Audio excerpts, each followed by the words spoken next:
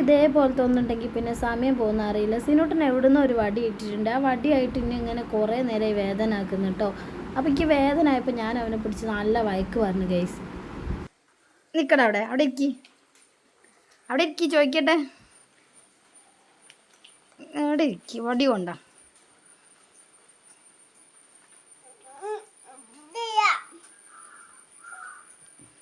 എന്നെ അടിക്കൂ.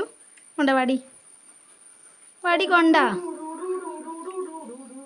കൊണ്ടാ മോനെ, വടി കൊണ്ട് ഞാൻ അടിച്ചു കൊല്ലും മോനെ. കടി വേണോ? എന്തിനാ എന്നെ അടിക്കാൻ വരുന്നേ?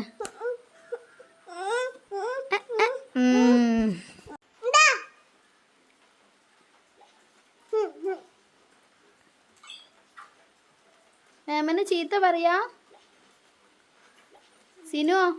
സിനൂട്ടൻ അടി വേണോ? വേണം. സിനുവിന് അടി വേണം.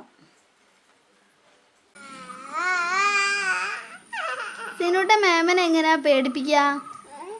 എങ്ങനെയാ പേടിപ്പിക്കല് മേമനെ? കാണിച്ചോണ്ട എങ്ങനെയാന്ന്?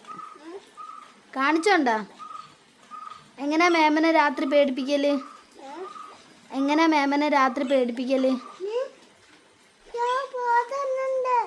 അല്ലാ, പ്രേതോ? എവിടെ പ്രേതോ?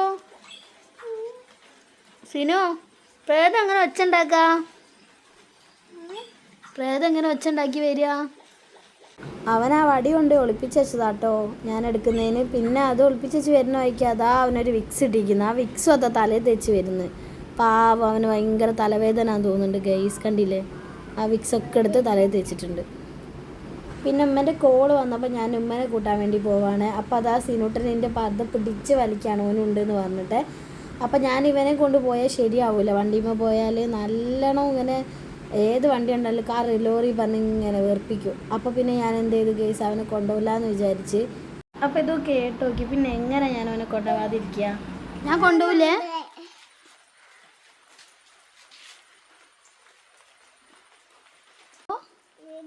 മേമ പോയിട്ട് വരേ കേട്ടോ. ടാറ്റാ ടാറ്റാ ടാറ്റാ ടാറ്റാ.